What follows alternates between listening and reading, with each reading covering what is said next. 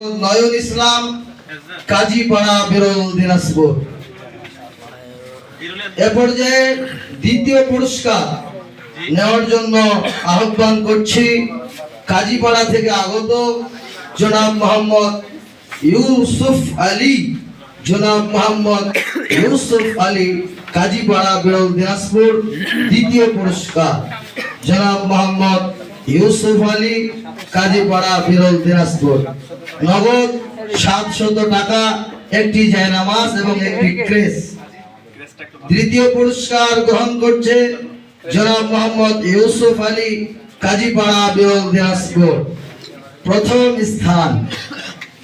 এবার সবচেয়ে আকর্ষণ, একটা তাকবীর দেন, লিল্লাহে তাকবীর, লিল্লাহে তাকবীর। প্রথম পুরস্কার আজকের প্রথম স্থান অধিকারী, এটাও কাজীপাড়া থেকে আগত জনাব মোহাম্মদ তামিম ইসলাম।